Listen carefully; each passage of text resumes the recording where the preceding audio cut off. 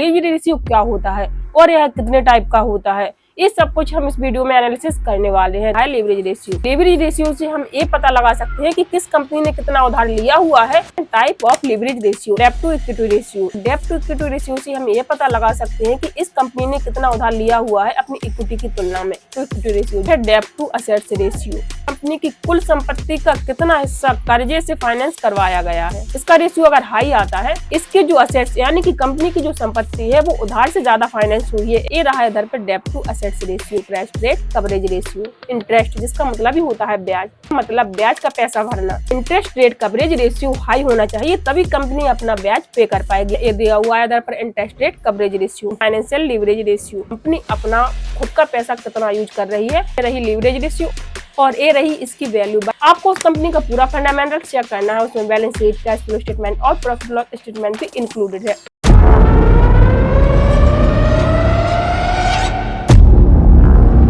Hello guys, leverage ratio क्या है?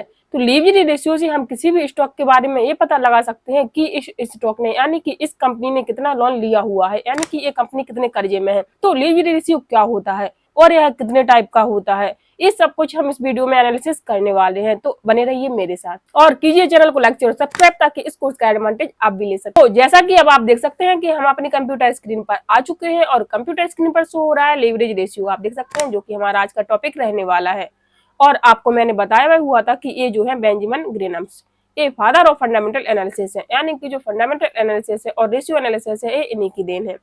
तो गाइस, लीवरेज रेशियो क्या होता है और यह कितने टाइप का होता है, तो चलिए हम इसको थोड़ा डिटेल में और डेफिनेशन वाइज समझ लेते हैं ताकि हम अच्छे से समझ सकें कि लीवरेज रेशियो होता क्या है और हम आसानी से स्टॉक एनालिसिस करना सीख सकें। तो गाइस, जैसा कि अब आप देख सकते हैं कि हम अपनी नेक्स्ट स्लाइड पर आ चुके हैं और इधर पर शो हो रहा है लीवरेज रेशियो।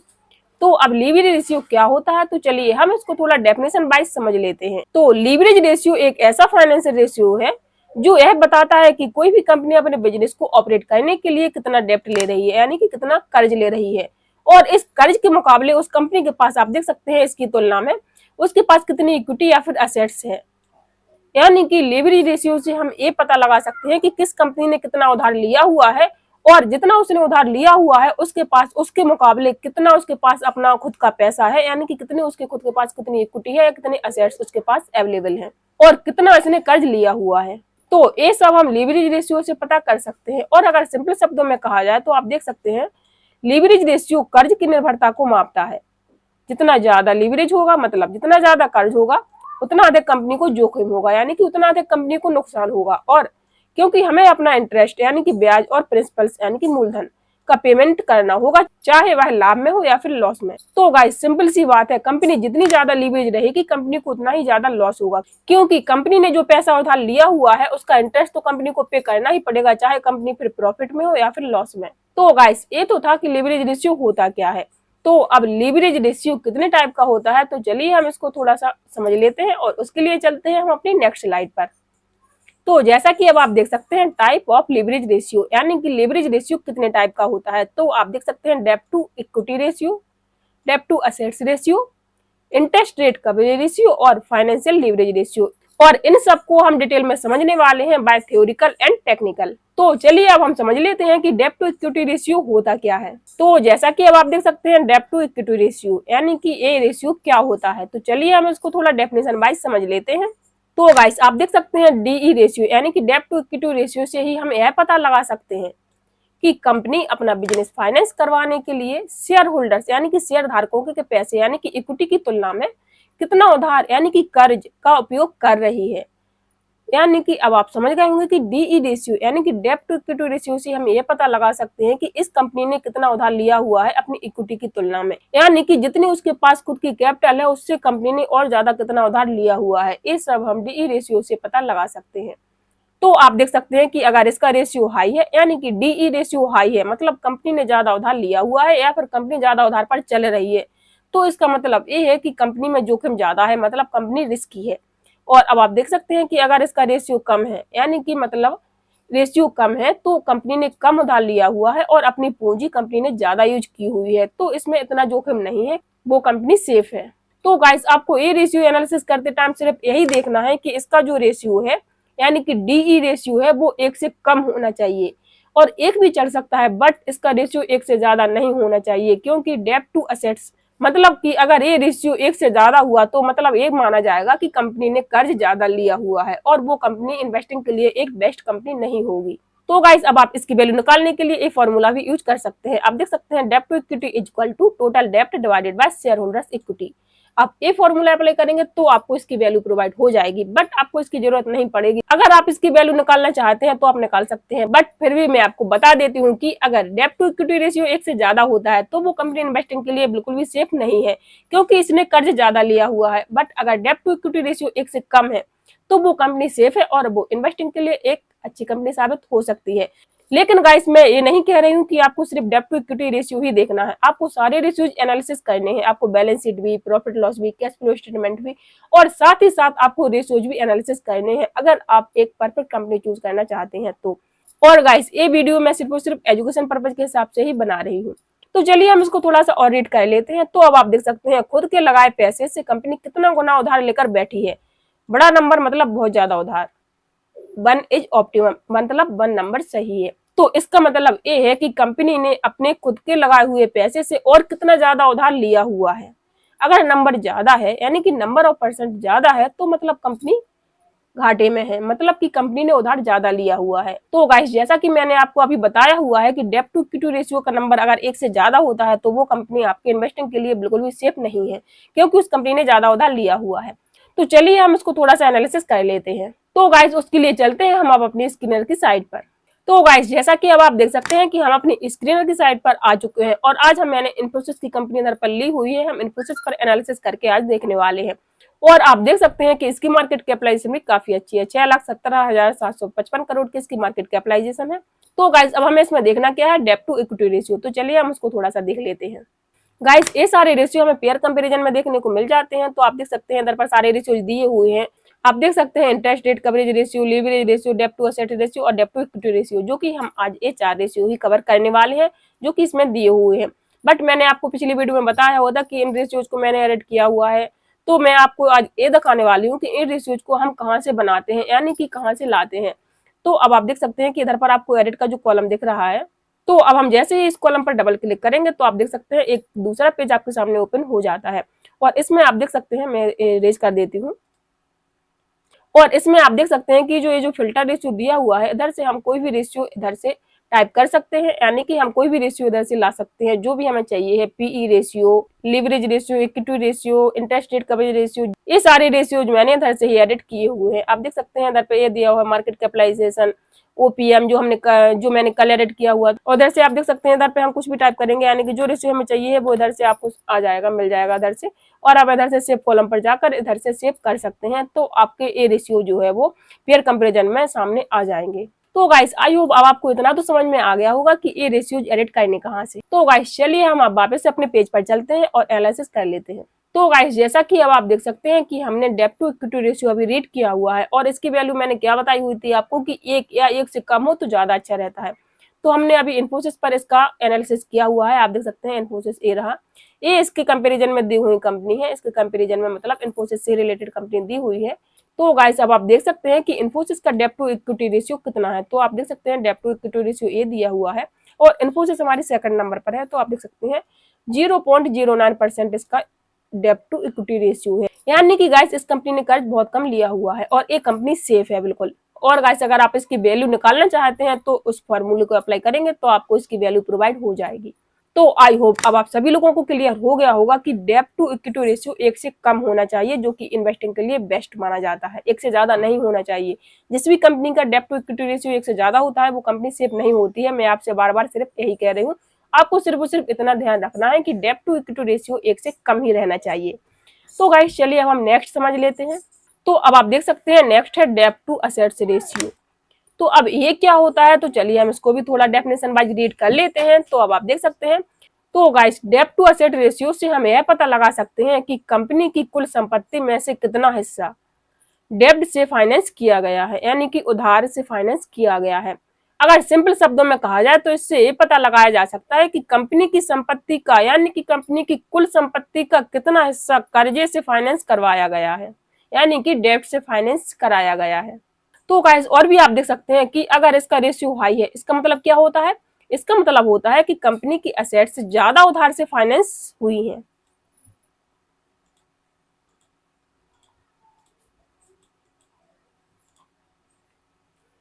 और और गाइस अगर डेब्ट टू असेट्स रेशियो हाई आता है, आप देख सकते हैं इसका रेशियो अगर हाई आता है, तो इसका मतलब होता है कि कंपनी की जो संपत्ति है यानी कि कंपनी की जो असेट्स हैं वो ज्यादा उधार से फाइनेंस हुए हैं, मतलब रिस्क ज्यादा है। यानी कि आप कुल मिलाकर देख सकते हैं कि अगर डेब्ट टू असेट्स रेशियो ज्यादा आता है तो आपको तुरंत ये समझ लेना है कि इसके जो असेट्स यानी कि कंपनी की जो संपत्ति है वो उधार से ज्यादा फाइनेंस हुई है, यानी कि इसका खुद का पैसा कम लगा हुआ है और उधार से इस कंपनी ने ज्यादा फाइनेंस करवाया हुआ है। तो ये कंपनी आपके लिए बिल्कुल भी सेफ नहीं है। बट वहीं आप देख सकते हैं कि अगर रेशियो लो है यानी कि अगर डेब्ट टू असेट्स रेशियो कम है, तो इसका मतलब होता है कि कंपनी ने ज्यादा अपनी इक्विटी यूज की हुई है, यानी कि जो उसका खुद का पैसा है वो कंपनी ने ज्यादा यूज किया हुआ है। तो आपको इसमें सिर्फ इतना देखना है कि जो डेब्ट टू असेट्स रेशियो है उसका परसेंटेज अगर ज्यादा है यानी कि इसकी वैल्यू ज्यादा है, तो आपको यह मान लेना है कि इस कंपनी ने उधार ज्यादा लिया हुआ है। बट वहीं अगर इसकी वैल्यू कम है तो वो कंपनी ने खुद की पूंजी ज्यादा इन्वेस्ट की हुई है और उधार फाइनेंस यानी कि कर्ज कम लिया हुआ है, तो वो कंपनी सेफ कंपनी मानी जाती है इन्वेस्ट के लिए। और गाइस अगर आप इसकी वैल्यू खुद से निकालना चाहते हैं तो आप देख सकते हैं इसका फॉर्मूला भी दिया हुआ है, डेब्ट to assets equal to total डेब्ट डिवाइडेड बाय टोटल असेट्स। आप इससे डेब्ट टू असेट्स की वैल्यू भी निकाल सकते हैं। और आप देख सकते हैं कितना उधार लेकर कंपनी अपनी संपत्ति यानी कि कंपनी ने अपनी असेट्स बनाई हुई है। छोटा नंबर है तो मतलब कम उधार लिया हुआ है, और अगर बड़ा नंबर है तो मतलब ज्यादा उधार लिया हुआ है। तो चलिए अब हम इसका नंबर देख लेते हैं, तो क्या है इसका नंबर। तो उसके लिए चलते हैं हम वापस से अपनी स्क्रीन की साइड पर। तो गाइस अब आप देख सकते हैं कि हम वापस से अपनी स्क्रीन की साइड पर आ चुके हैं, और ये रहा इधर पे डेब्ट टू असेट्स रेशियो जो कि मैंने खुद से इधर पे लाया हुआ है। और इधर से आप देख सकते हैं एडिट कॉलम पर जाकर आप इधर से ये रेशियो ला सकते हैं, और जो भी रेशियो आपको इसमें एडिट करना है वो सारे रेशियो आप इधर से एडिट कर सकते हैं। तो अब आप देख सकते हैं डेब्ट टू असेट्स रेशियो में इन्फोसिस का दूसरा नंबर है, और आप इसमें देख सकते हैं इसका जो डेब्ट टू असेट्स रेशियो का नंबर है वो 0.06 है, यानी कि बहुत ही कम इसका नंबर है। अब ये माना जाए कि इस कंपनी ने बहुत ही कम उधार लिया हुआ है, तो ये कंपनी सेफ है। अब आपने देखा हुआ था कि डेब्ट टू इक्विटी रेशियो भी इसका 1 से कम था और डेब्ट टू असेट्स रेशियो भी इसका बहुत ही कम है, तो ये कंपनी आप देख सकते हैं दूसरी बार सेफ हुई। बट गाइस मैं आपको ये नहीं बता रही हूँ कि आपको इन्फोसिस कंपनी में ही इन्वेस्ट करना है, लेकिन मैं आपको सिर्फ और सिर्फ एनालिसिस करके बता रही हूँ कि एक कंपनी यानी कि अगर किसी भी कंपनी की वैल्यू ऐसी दी हो तो वो कंपनी इन्वेस्टिंग के लिए सेफ मानी जाती है। अब आप इन्फोसिस के अलावा एल्टीमान टीडी भी देख सकते हैं, तो इसका आप देख सकते हैं 0.7 है, और विप्रो का आप देख सकते हैं 0.15। तो इसने मतलब इन्फोसिस से तो ज्यादा ही उधार लिया हुआ है, ऐसा इसमें शो हो रहा है ना। इन्फोसिस से इसने ज्यादा उधार लिया हुआ है। और आप देख सकते हैं टीसीएस, ये जो कंपनी है इन्होंने कम उधार लिया हुआ है, यानी कि इनका डेब्ट टू असेट्स रेशियो बहुत ही कम है, तो मतलब कंपनी ने कम उधार लिया हुआ है। तो गाइस चलिए अब हम हमारा नेक्स्ट रेशियो देख लेते हैं। तो गाइस अब आप देख सकते हैं हमारा नेक्स्ट रेशियो क्या है। नेक्स्ट रेशियो है हमारा इंटरेस्ट रेट कवरेज रेशियो। अब ये क्या होता है और इसकी क्या डेफिनेशन है, तो चलिए हम इसको थोड़ा डेफिनेशन वाइज समझ लेते हैं। तो अब आप देख सकते हैं इंटरेस्ट रेट कवरेज रेशियो यानी कि आईसीआर हमें ये बताता है कि कंपनी अपनी कमाई यानी अपने प्रॉफिट से अपना ब्याज का भुगतान कितना आसानी से कर पा रही है। यानी कि गाइस इस रेशियो से हमें ये पता चल रहा है कि कंपनी ने जो लोन उधार किया हुआ था यानी कि कंपनी ने जो लोन उधार लिया हुआ था यानी कि जो भी कर्ज कंपनी ने लिया हुआ है, कंपनी अपनी खुद की प्रॉफिट से वो इंटरेस्ट पे कर भी पा रही है या नहीं। तो ये सब कुछ हम इंटरेस्ट रेट कवरेज रेशियो से पता लगा पाते हैं, जैसा कि नाम से ही पता चल रहा है। आप देख सकते हैं इंटरेस्ट जिसका मतलब ही होता है ब्याज, इंटरेस्ट रेट कवरेज रेशियो तो मतलब ब्याज का पैसा भरना। तो कंपनी को प्रॉफिट होगा तभी तो कंपनी ब्याज का पैसा भरेगी ना। तो इस रेशियो से ही हम पता लगा पाते हैं कि कंपनी अपना ब्याज अच्छे से पे कर भी पा रही है या नहीं। और गाइस अब आप देखिए कि अगर इसका रेशियो हाई है तो ऐसा माना जाता है कि अगर interest rate coverage ratio high होता है तो कंपनी अपने इंटरेस्ट का भुगतान आसानी से कर सकती है, यानी कि कंपनी सेफ है। तो इसमें आपको उल्टा होता है, मतलब इसका रेशियो हाई होना चाहिए, यानी कि इंटरेस्ट रेट कवरेज रेशियो जब हाई होगा तभी तो ऐसा माना जाएगा कि कंपनी को मुनाफा हो रहा है और तभी कंपनी अपना इंटरेस्ट पे कर पाएगी। तो interest rate coverage ratio high होना चाहिए, बट अगर इंटरेस्ट रेट कवरेज रेशियो लो रहा तो आप देख सकते हैं कि इसमें रिस्क बहुत ज्यादा है और कंपनी के लिए अपना ब्याज भी कवर कर पाना बहुत ही मुश्किल हो जाता है। तो interest rate coverage ratio high होना चाहिए, तभी कंपनी अपना ब्याज पे कर पाएगी, यानी तभी कंपनी अपना इंटरेस्ट पे कर पाएगी। बट अगर किसी भी कंपनी का इंटरेस्ट रेट कवरेज रेशियो कम है तो वो ऐसा माना जाता है कि उस कंपनी को कोई प्रॉफिट ही नहीं हो रहा है, तो वो अपना इंटरेस्ट कहाँ से पे करेगी, तो वो कंपनी इन्वेस्टिंग के लिए अच्छी नहीं मानी जाती। और अगर आप इसकी वैल्यू निकालना चाहते हैं तो आप देख सकते हैं इसका फॉर्मूला दिया हुआ है, interest coverage ratio equal to EBIT, जो कि मैंने आपको कल भी बताया हुआ था कि ऑपरेटिंग प्रॉफिट को ही हम एबिट की वैल्यू में कंसीडर करते हैं और डिवाइडेड बाय इंटरेस्ट एक्सपेंसेस। तो अगर आप ये फॉर्मूला अप्लाई करेंगे तो आपको इसकी वैल्यू प्रोवाइड हो जाएगी। और गाइस, इससे ही हमें ये पता चलता है कि कंपनी जितना इंटरेस्ट चुकाती है उससे कितना गुना ज्यादा कमाती है। हायर इज बेटर, मतलब कि जितना ज्यादा नंबर होगा उतना अच्छा रहेगा। अब इसमें यही बताया गया है ना कि इसका रेशियो हाई होना चाहिए, तभी ये एक परफेक्ट कंपनी मानी जाएगी। तो चलिए हम इसका थोड़ा डेटा देख लेते हैं कि इसका रेशियो कितना है। तो गाइस, जैसा कि आप देख सकते हैं, ये दिया हुआ है इधर पर interest rate coverage ratio. Infosys का इंटरेस्ट रेट कवरेज रेशियो कितना है, 93.13, मतलब इसका कवरेज रेशियो काफी हाई है, यानी कि इसका नंबर काफी हाई है। तो ऐसा माना जाता है कि ये कंपनी ज्यादा प्रॉफिट अर्न कर रही है, तभी तो ये इतना अच्छा इंटरेस्ट पे कर रही है। और यही हमारी डेफिनेशन में भी दिया हुआ था कि अगर इसका रेशियो जितना हाई होगा, कंपनी उतना अच्छा प्रॉफिट कमा रही होगी और तभी उतना अच्छा इंटरेस्ट पे कर पाएगी। तो यानी कुल मिलाकर देखा जाए तो इसका इंटरेस्ट रेट कवरेज रेशियो काफी अच्छा है, यानी कि इसकी वैल्यू काफी अच्छी है। तो टोटल मिलाकर एक कंपनी इन्वेस्टिंग के लिए काफी अच्छी मानी जाती है। इसकी वैल्यू भी काफी अच्छी दी हुई है, तो इस हिसाब से भी देखा जाए तो एक कंपनी इन्वेस्टिंग के लिए बेस्ट मानी जाती है। गाइस, अब इधर पर लास्ट बचा हुआ है फाइनेंशियल लिवरेज रेशियो।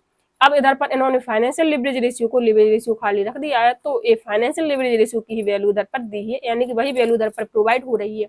तो चलिए हम पहले इसकी डेफिनेशन समझ लेते हैं, उसके बाद देखते हैं कि इसका कैसा क्या नंबर है और उस हिसाब से ये कंपनी इन्वेस्टिंग के लिए कैसी मानी जाएगी। तो गाइस, अब आप देख सकते हैं फाइनेंशियल लिवरेज रेशियो। अब फाइनेंशियल लिवरेज रेशियो क्या होता है, तो चलिए हम इसको थोड़ा सा एनालिसिस कर लेते हैं। तो अब आप देख सकते हैं कि फाइनेंशियल लिवरेज रेशियो एक ऐसा रेशियो है जो हमें बताता है कि कोई कंपनी अपने ऑपरेशंस या फिर असेट्स के फाइनेंस के लिए डेब्ट यानी कि कर्ज पर कितनी निर्भर है।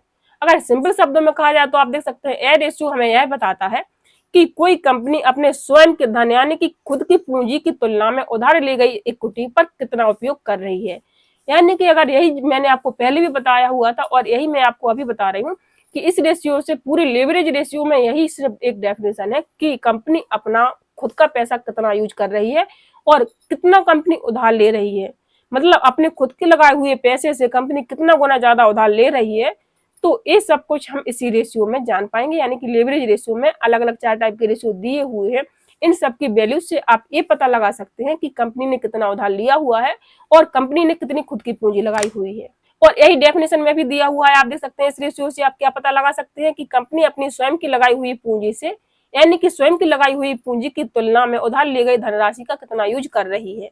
और अगर इस रेशियो की वैल्यू हाई है, आप देख सकते हैं, तो कंपनी ज्यादा कर्ज का उपयोग कर रही है, मतलब कि इसका रिस्क ज्यादा है। इस कंपनी में मतलब रिस्क ज्यादा है लेकिन रिटर्न भी ज्यादा हो सकता है। तो ए रेशियो इस टाइप का है, high risk high return. But हमें हाई रिस्क हाई रिटर्न नहीं खेलना है, हमें लो रिस्क पे ही खुश रहना है। तो अब आप देख सकते हैं कि अगर इस रेशियो की वैल्यू लो रहती है यानी कि ये रेशियो लो रहता है, तब कंपनी ज्यादा अपनी इक्विटी यूज कर रही है, मतलब कि कंपनी अपना पैसा ज्यादा यूज कर रही है और ब्याज पे कम उठा रही है। तो मतलब रिस्क कम है और इसमें स्टेबिलिटी है।